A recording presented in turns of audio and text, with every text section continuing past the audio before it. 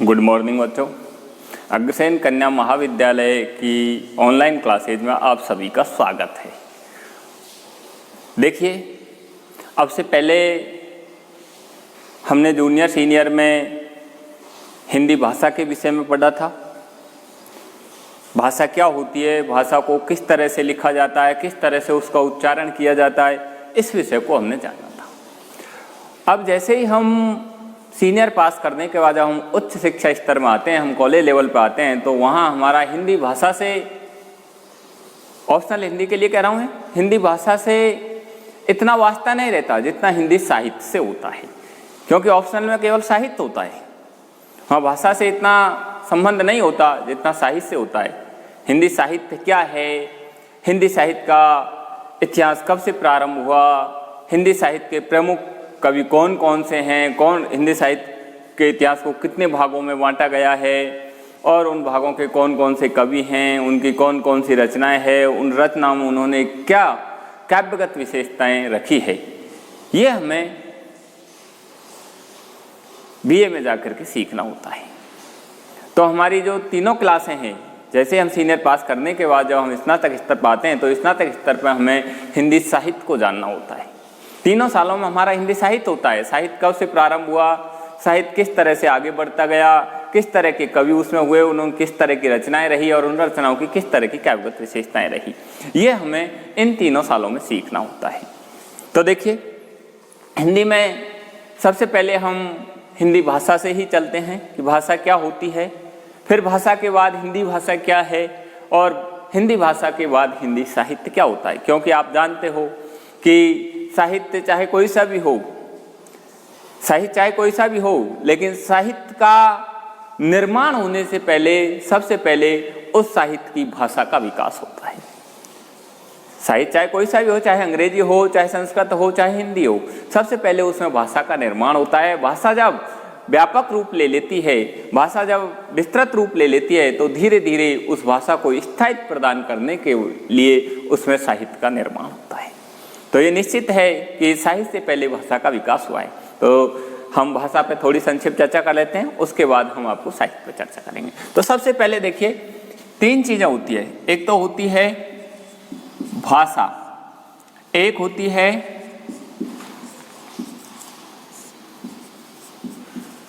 हिंदी भाषा, और एक है हिंदी साहित्य।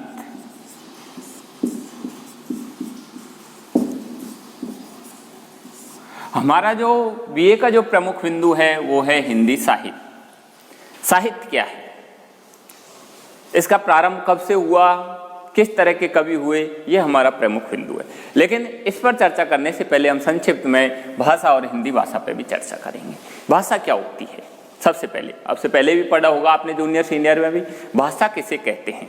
भाषा की अलग अलग इतिहासकारों ने अलग अलग तरह से परिभाषाएं दी है। सामान्य रूप से आपने देखा होगा, भाषा की परिभाषा होती है कि विचारों का आदान प्रदान करने का जो माध्यम होता है वो भाषा कहलाती है, कहते हैं। लेकिन आपने देखा होगा कि विचारों का आदान प्रदान तो पशु पक्षी भी करते हैं, क्या उसको भाषा कह सकते हैं? नहीं। बहुत सारे हमारे भी इस तरह के विचार हैं जो बिना व्यक्त किए ही हम उनको समझ लेते हैं। आपने देखा होगा कि जैसे किसी से किसी काम के लिए कहा और उसने उसके लिए मना कर दिया, गर्दन हिला दी, तो हम समझ गए कि वो नहीं करेगा। गर्दन हिलाने से ही समझ गए, तो वहाँ उसने कुछ बताया तो है नहीं, केवल संकेतों से ही समझ गए, तो क्या हम उसको भाषा कह सकते हैं? नहीं। तो देखिए, भाषा की इस तरह से अलग अलग विचारकों ने अलग अलग परिभाषाएं दी है। बहुत सारे जो भाषा वैज्ञानिक हुए, अगर उन्होंने अलग अलग तरीके से भाषा की परिभाषित किया है। सबसे पहले पतंजलि, हमारे भाषा वैज्ञानिकों में पतंजलि हैं। पतंजलि जी ने जो भाषा की परिभाषा दी है, तो उन्होंने कहा है कि भाषा वह व्यापार है, भाषा वह व्यापार है जिसके द्वारा, भाषा वह व्यापार है जिसके द्वारा वर्णनात्मक शब्दों की अथवा व्यक्त शब्दों के द्वारा हम अपने विचारों को प्रकट करते हैं। देखिए क्या कहा है पतंजलि ने। सबसे पहले भाषा के विषय में कहा है कि भाषा वह व्यापार है जिसके द्वारा वर्णनात्मक अथवा व्यक्त शब्दों के द्वारा हम अपने विचारों को प्रकट करते हैं। इसका मतलब है कि भाषा केवल विचारों का आदान प्रदान करने का माध्यम नहीं है। भाषा वर्णनात्मक अथवा व्यक्त शब्दों, वर्णनात्मक अथवा व्यक्त शब्दों का मतलब जिनको वर्णन किया जा सकता है, जिनको बोला जा सकता है, जिनको उच्चारित किया जा सकता है, ऐसे शब्दों या ऐसे विचारों को प्रकट करने की एक शक्ति है। आ गया समझ? तो भाषा विचारों के आदान प्रदान से हटकर वर्णनात्मक तथा व्यक्त शब्दों के द्वारा अपने विचारों को प्रकट करने की एक शक्ति है। इस तरह उन्होंने भाषा की परिभाषा दी है। उधर स्वीट हैं, दूसरे जो भाषा वैज्ञानिक थे स्वीट, उन्होंने भी कहा है कि ध्वन्यात्मक शब्दों के द्वारा विचारों का जो प्रकटीकरण है वही भाषा है। ध्वन्यात्मक शब्दों के द्वारा, ध्वन्यात्मक मतलब जो ध्वनि के रूप में उच्चारित किए जा सकते हैं, आ गया समझ? उनके द्वारा अपने विचारों का प्रकटीकरण है वही भाषा है। आगे क्रौचे नाम के जो भाषा वैज्ञानिक थे उन्होंने भी भाषा की परिभाषा दी है। उन्होंने कहा है कि भाषा अभिव्यक्ति की दृष्टि से, भाषा अभिव्यक्ति, अभिव्यक्ति का मतलब होता है समझने की दृष्टि से, तो भाषा अभिव्यक्ति की दृष्टि से उच्चरित एवं सीमित ध्वनियों का एक संगठन है।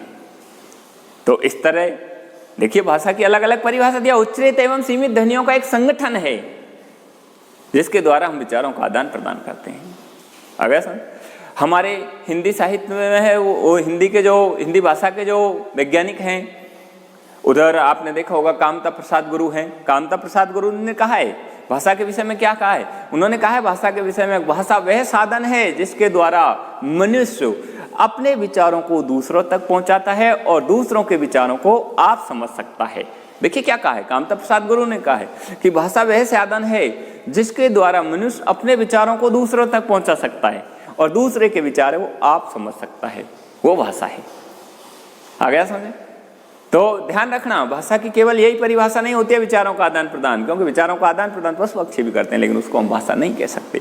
उधर हमारे हिंदी साहित्य के वो हिंदी भाषा के जो वैज्ञानिक हैं डॉक्टर भोलानाथ तिवारी, उन्होंने भी कहा है, उन्होंने भी भाषा की परिभाषा देते हुए कहा है। उन्होंने क्या कहा है? भाषा निश्चित प्रयत्न के फलस्वरूप, भाषा निश्चित प्रयत्न के फलस्वरूप मनुष्य के मुख से निसृत, मनुष्य के मुख निसृत का मतलब है निकलने वाली, अर्थात भाषा निश्चित प्रयत्न के फलस्वरूप मनुष्य के मुख से निसृत वह सार्थक ध्वनियों का समष्टि रूप है। सार्थक का मतलब होता है जिनका सही अर्थ निकले, उनका समष्टि का मतलब है वह सामूहिक रूप है, वह समष्टि रूप है जिसका विश्लेषण किया जा सकता है, जिसका अध्ययन किया जा सकता है।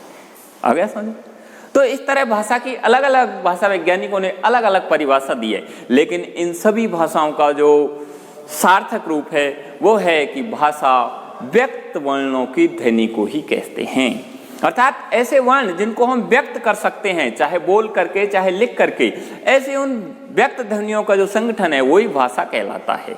आ गया समझे? इसलिए ध्यान रखना, केवल विचारों का आदान प्रदान करने का माध्यम भाषा नहीं होती है, क्योंकि विचारों का आदान प्रदान तो पशु पक्षी करते हैं, लेकिन हम उसको भाषा नहीं कह सकते हैं। ये भाषा की अलग अलग भाषा वैज्ञानिकों के अनुसार अलग अलग परिभाषा दी गई है। तो भाषा की जो सार्वभौमिक परिभाषा है वो है भाषा व्यक्त वर्णों की ध्वनि का संगठन है। व्यक्त वर्णों के संगठन को ही हम भाषा कहते हैं, जिनको व्यक्त का मतलब बोला जा सकता है, उच्चारित किया जा सकता है, लिखा जा सकता है, ऐसे उन ध्वनियों का संगठन ही भाषा कहलाती है। ये भाषा की एक सार्वभौमिक परिभाषा होती है। अब देखिए भाषा के कितने रूप होते हैं। आपने देखा होगा कि भाषा के प्रमुख रूप से दो रूप होते हैं। दो रूप होते हैं, एक तो होता है मौखिक रूप, जिसको दूसरे रूप में उच्चरित रूप भी कह सकते हैं, और दूसरा होता है लिखित रूप। अब देखिए भाषा के दो प्रमुख रूप होते हैं, एक होता है मौखिक रूप, एक होता है उच्चरित रूप। सबसे पहले भाषा का जब विकास हुआ तो हमारे सामने मौखिक रूप में प्रकट हुई भाषा। भाषा सबसे पहले मौखिक रूप प्रकट हुआ, जिसकी इकाई एक ध्वनि को माना जाता है। ध्वनि जैसे मैं बोल रहा हूं, उसमें जो ध्वनि हो रही है वही इसकी प्रथम इकाई के रूप में मानी जाती है, मौखिक भाषा की। तो भाषा का सबसे पहले जो विकास है, मूल रूप है, वो मौखिक ही रहा। क्यों? क्योंकि सबसे पहले जो लोग हैं वो अपने विचारों का आदान प्रदान केवल मौखिक रूप से ही करते थे। मौखिक रूप में जो ध्वनियों का उच्चारण होता था वही भाषा कहलाती थी। तो सबसे पहले वो मौखिक रूप चलता रहा, धीरे धीरे उस मौखिक रूप को, क्योंकि आप जानते हो जो विचारों का आदान प्रदान करते हैं तो लंबे जो विचार होते हैं वो स्मरण नहीं रह सकते, तो उनको स्थायित्व प्रदान करने के लिए, उनको दोबारा जानने के लिए भाषा का एक लिखित रूप चला। अर्थात हमारे जो भी मौखिक रूप थे, हमारे मौखिक जो भी ध्वनियाँ थी, उनको हमने लिपि चिन्हों में या संकेतों में इस तरह उसको हमने बांधा, लिपि चिन्हों में उसको इस तरह लिखा और उसका एक लिखित रूप चालू किया। ये लिखित रूप जैसे ही मौखिक रूप है, मौखिक रूप में अपने विचारों को स्थायित्व प्रदान करने के लिए ये लिखित रूप प्रारंभ हुआ। लिखित रूप में भाषा की जो इकाई होती है वो वर्ण होती है, वर्ण। तो भाषा के ये प्रमुख दो रूप होते हैं, एक होता है मौखिक रूप, दूसरा होता है लिखित रूप। अब देखिए मौखिक रूप और लिखित रूप, इनमें भी थोड़ा सा अंतर होता है। मौखिक रूप होता है ये थोड़ा व्यवहारिक होता है, व्याकरणिक दृष्टि से अशुद्ध होता है, विचारों का आदान प्रदान तो दोनों में ही होता है, लिखित रूप में भी होता है, मौखिक रूप में भी होता है, लेकिन मौखिक रूप जो होता है वो व्याकरणिक दृष्टि से अशुद्ध होता है। ये व्यवहारिक रूप होता है भाषा का। इसमें हम विचारों का आदान प्रदान तो कर लेते हैं, जैसे आपने देखा होगा कि हम कहीं जाते हैं और जैसे मान लीजिए हम आटा पिसाने जा रहे हैं, अगर किसी ने पूछा कहाँ जा रहे हैं, आटा पिसाने जा रहे हैं, तो आटा, जब आटा पिसाने जा रहे हैं, आटा तो उसमें पहले से है, लेकिन उसने कहा, वो समझ गया। अगर तो भाषा का काम तो विचारों का आदान प्रदान था, तो वो काम तो हो गया, लेकिन वो साहित्यिक दृष्टि से अशुद्ध था, क्योंकि वो आटा पिसाने जा रहे, वो तो गेहूं पिसाने जा रहे। अगर तो ये लिखित मौखिक जो रूप होता है ये व्यवहारिक रूप होता है, विचारों का आदान प्रदान तो इसमें भी होता है, लेकिन ये व्याकरण दृष्टि से अशुद्ध होता है। जैसे जैसे भाषा का लिखित रूप चला, ये लिखित रूप है ये थोड़ा व्याकरण दृष्टि से शुद्ध होता है, साहित्यिक होता है, विचारों का आदान प्रदान ये भी करता है, लेकिन इसमें व्याकरणिक जो अशुद्धियां हैं उनको निकाल दिया जाता है, इसको साहित्यिक रूप भी कहते हैं। तो इस तरह भाषा के दो रूप होते हैं, एक मौखिक रूप, एक लिखित रूप। मौखिक रूप है वो थोड़ा व्यवहारिक होता है, लिखित रूप है वो साहित्यिक होता है। इस तरह भाषा के प्रमुख रूप से दो रूप होते हैं। ये तो हो गई हमारी भाषा। अब है हिंदी भाषा, कि हिंदी भाषा का आगमन कहाँ से हुआ, कैसे हुआ, किस तरह इसका विकास हुआ। तो हम चलते हैं हिंदी भाषा पर। तो देखिए भाषा को हटा दीजिए, अब है हिंदी भाषा। तो देखिए हमने पढ़ा है कि सबसे पहले तो ये हिंदी शब्द आपने पढ़ा होगा कि हिंदी शब्द है ये सिंधी से बना है, सिंधी शब्द से बना है, क्योंकि हमारे जो उत्तर भारत में जो आर्य लोग थे, जो सिंध नदी के आसपास रहते थे, उन सिंध नदी के आसपास रहने वाले उन लोगों को सिंधी कहा जाता था। ये है हिंदी शब्द है, ये संस्कृत के सिंधी शब्द से बना है। संस्कृत का जो स होता है वो अरबी फारसी में ये है हो जाता है, और जो ध है वो दे में परिवर्तित हो जाता है। तो सिंधु नदी के पश्चिम की तरफ रहने वाले उन लोगों को हम सिंधी कहते थे, और उन सिंधी लोगों द्वारा जिस भाषा का प्रयोग किया जाता था वो भाषा हिंदी कहलाती थी। वो लोग सब हिंदी ही कहलाते थे, हिंदी भाषी कहलाते थे। आपने देखा होगा, इकबाल का एक नारा पढ़ा होगा आपने, हिंदी है हम, वतन है हिंदुस्तान। तो संस्कृत के सिंधु शब्द से हिंदी शब्द बना है। संस्कृत का जो स है वो फारस में है हो जाता है, ध है वो दे में परिवर्तित हो जाता है, और इस तरह ये सिंधी से ये हिंदी बना है। और हिंदी का अर्थ होता है हिंद का। इस तरह से हिंदी शब्द बना है। अब है हिंदी भाषा का उद्भव विकास। अब देखिए हमारे यहाँ संपूर्ण विश्व में लगभग 5000 भाषाएं थी। भाषाएं हैं मान लो या बोलियां मान लो, तो लगभग 5000 भाषाएं थी। इन 5000 भाषाओं का हमारे जो भाषा वैज्ञानिक है उन्होंने इनका वर्गीकरण करने के लिए इनको जानने के लिए, इनको समझने के लिए 13 भाषा परिवारों में बांटा। और उसमें से हमारी जो हिंदी भाषा है वो भारोपीय परिवार से निकल करके आई। भारोपीय परिवार, उन 13 भाषा परिवार थे, उनमें से भारोपीय परिवार से हिंदी निकल करके आई। जैसे भारत और यूरोप समुदाय के लोग हैं। अब हमारे यहाँ भारत में, उत्तर भारत में प्रारंभ में प्रमुख रूप से 2 ही जातियाँ थी, आर्य और द्रविड़। उत्तर भारत के जो लोग थे उनको आर्य नाम रूप में जाना जाता था, दक्षिण भारत के लोग थे उनको द्रविड़ रूप में माना जाता था। तो आर्य लोगों की जो भाषा है, उस आर्य लोगों की भाषा, उसी को हमारे भारत की भाषा मानी जाती है अधिकतर। अब देखिए, प्रारंभ में जो आर्य थे वो सिंधु नदी के आसपास रहते थे और उनके द्वारा जिस हिंदी का प्रयोग किया गया था वो संस्कृत से निकल करके आई।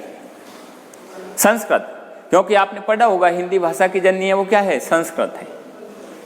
तो संस्कृत से आज हमारे सामने हिंदी के रूप में आई। अब ये किस तरह से आई?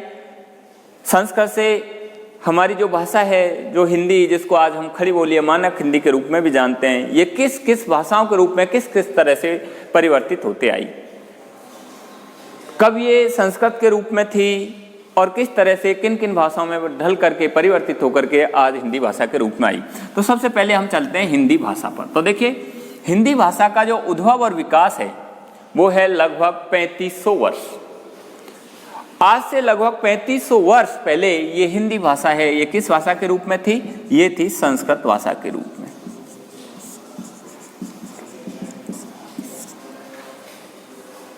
और इस संस्कृत भाषा से आज खड़ी बोली हिंदी के रूप में आने में इसको लगभग 3500 वर्ष लग गए। इस 3500 वर्ष के समय को हमारे हिंदी भाषा के जो इतिहासकार है उन्होंने इसको 3 भागों में बांट दिया। 3 भागों में बांट दिया इस 3500 वर्ष का समय। ये था लगभग 1500 ईस्वी पूर्व से, 1500 ईस्वी पूर्व से और आज तक। अब देखिए, 1500 ईस्वी पूर्व, 2000 तो ईस्वी के बाद हो गए, आज 2020 चल रहा है, तो ईस्वी के बाद 2000 वर्ष तो ये हो गए, और उससे भी लगभग 1500 वर्ष पहले, तो 2000 ये और 1500 वही, इस तरह कुल टोटल 3500 वर्ष इस हिंदी भाषा को संस्कृत से हिंदी में आने में लग गए। 3500 वर्ष पूर्व अर्थात 1500 ईस्वी पूर्व ये हिंदी भाषा किस भाषा के रूप में थी? ये थी संस्कृत भाषा के रूप में। और वो भी कौन सी संस्कृत? वैदिक संस्कृत भाषा के रूप में, वैदिक संस्कृत भाषा के रूप में थी। अब इस 1500 ईस्वी पूर्व से आज तक का जो समय है, इसको हमारे हिंदी भाषा के जो इतिहासकार है उन्होंने प्रमुख रूप से 3 भागों में बांटा। पहला था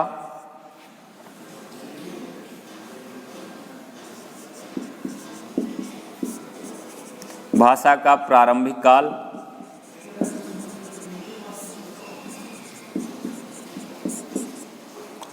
दूसरा था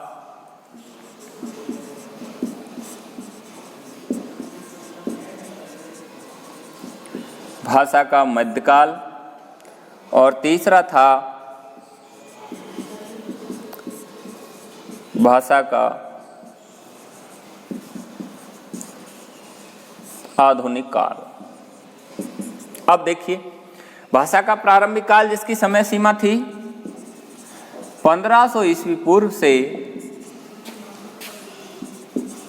500 ईस्वी पूर्व तक, 1500 ईस्वी पूर्व से 500 ईस्वी पूर्व तक। इसका मतलब है कि हमारी हिंदी भाषा का जो प्रारंभिक काल था वो लगभग 1000 वर्ष तक रहा।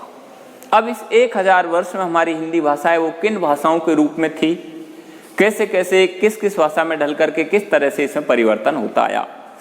दूसरी जो विशेषता थी वो दूसरा जो काल था वो था मध्यकाल, जिसकी समय सीमा थी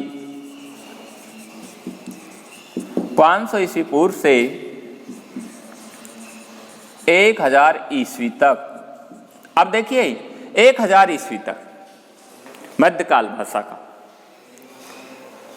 भाषा का जो हिंदी भाषा का जो मध्यकाल है वो लगभग कितने वर्ष तक रहा? लगभग 1500 वर्ष तक रहा। 500 ईस्वी पूर्व से 500 वर्ष तो पहले और ईस्वी के बाद 1000 वर्ष बाद तक। तो 1000 तो ये 500 पहले। इस तरह हिंदी भाषा का जो मध्यकाल है वो लगभग 1500 वर्ष रहा। अब इन 1500 वर्ष में हिंदी भाषा किन किन भाषाओं के रूप में रही, कौन कौन से वो साहित्य हैं जिनका इस भाषा में निर्माण हुआ, वो आपको बताएंगे। अगला है भाषा का आधुनिक काल, जो है जिसकी समय सीमा है 1000 ईस्वी से आज तक या अब तक। अब तक देखिए, भाषा का, हिंदी भाषा का जैसे ही आधुनिक काल आया, यहीं से हमारा हिंदी साहित्य का इतिहास का प्रारंभिक काल प्रारंभ हो जाता है। इसका मतलब है हमारा हिंदी साहित्य जो हमें बीए में पढ़ना है, उसका जो प्रारंभ है वो 1000 ईस्वी के बाद हुआ है। अब हिंदी साहित्य का इतिहास है वो अलग तरीके से चलेगा, हिंदी भाषा का इतिहास है वो अलग तरीके से चलेगा। पहले हमें भाषा के इतिहास पर चर्चा करनी है संक्षिप्त में, उसके बाद हम हिंदी साहित्य के इतिहास पर चर्चा करेंगे। धन्यवाद, आज के वीडियो में बताएंगे। ठीक।